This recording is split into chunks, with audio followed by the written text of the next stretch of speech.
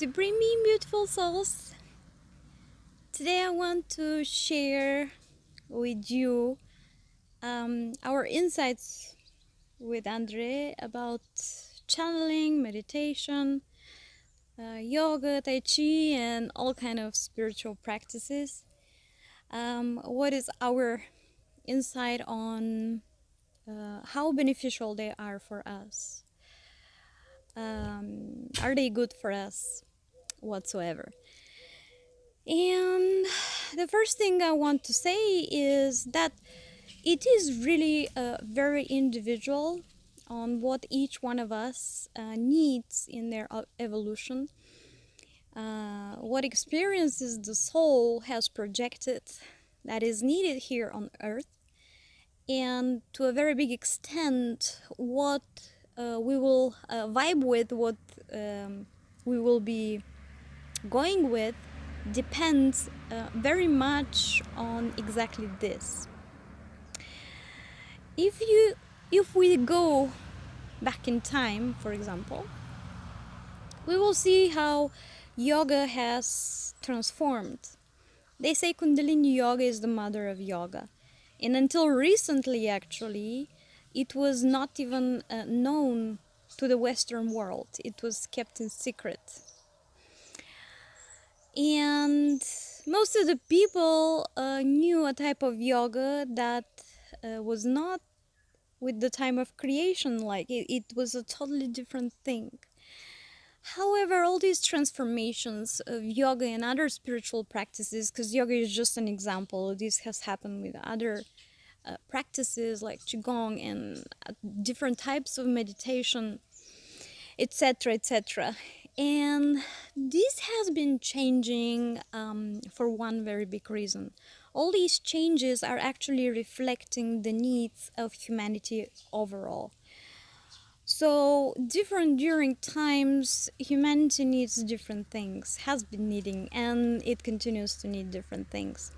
This is one of the reasons why so many practices are changing as well right now, and we have new things coming up, like new ways of energy healing and meditation and other things that come as knowledge to many of us. If we don't vibrate with something, it doesn't really mean that it's not good, because what is good for us is not necessarily good for others, and vice versa. For example, me and Andre, we really don't vibe with channelings, because channeling is connecting with another soul and passing on knowledge coming from another soul, which means that this is of course our point of view from the experience of our lifetime so far. So when we are channeling knowledge coming from another soul, we already should bear in mind that this knowledge is already broken down through the perspective of the soul that we are channeling. And there's something else. If we consider a soul high evolved, it doesn't necessarily mean that a soul is high evolved, and the other way around. Sometimes we don't even see the high evolution in certain souls because they have masked it so very well. Like they really look like super ordinary people that they don't know anything about spirituality, they don't know anything about evolution of energy and stuff like this, high vibrations. They are super far away from this. It doesn't mean that these souls are not high evolved, because just because we are seeing them in a certain way doesn't necessarily mean that they are what we see them. No one really can see and can understand 100% the perspective and the experiences of the other souls, and it is all because we are super unique, each one of us, and we are as unique as our DNA is, because the physical that we have here on earth is just a reflection of how things spiritually and energetically work in the universe. So they say there's no two people with the same identical fingerprints and DNA, except identical twins perhaps. But the same thing is valid spiritually and energetically. We are all a combination of so many different factors, like where exactly we're coming from, even though the main initial source is one. However, the souls that came from source have been splitting so many times that we don't even know from which part of source and from which soul exactly we came from. That's why building up different experiences, different lifetimes, different parts of the universe, we are becoming extremely unique. And this is the beauty of everything. Actually, we are so unique just because when we put all these pieces together, we are a part of a very big puzzle that creates God by itself.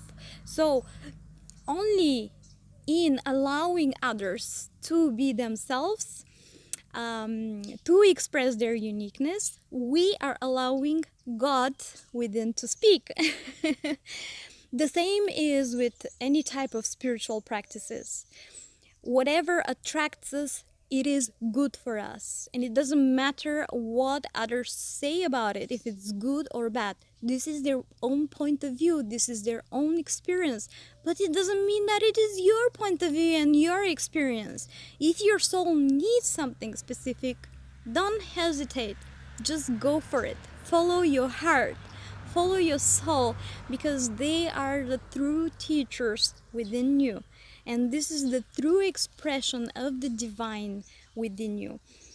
You yourself know the best what is good for you, and nobody else can really tell you if that's so or not. And if you are hesitating about something, if you need an advice from someone, always go to people that you vibrate the most with. If it's not like 100%, because it's difficult to find people that we 100% vibrate with, just because we are all so unique and different, just go with the one that you vibrate the most with, because it means that you are very close in your evolution, and your perspectives of life, of things, of energy will be very close to each other. So sometimes it's just difficult to see ourselves from the outside, and such a soul can help us do that for us, or give us another point of view that all of a sudden we're like, oh yes, I knew that, right? It was here inside of me, but I just didn't want to believe myself, or how could I not see this? It was so obvious. So trust yourself the most of everything. We are all super beautiful beings, and together we are making the big picture of evolution, of God itself. And actually, by recognizing our uniqueness, we learn to recognize the uniqueness, the beauty of uniqueness in the others as well. And this by itself speaks already about unity, not separation. I love you all. See you next time.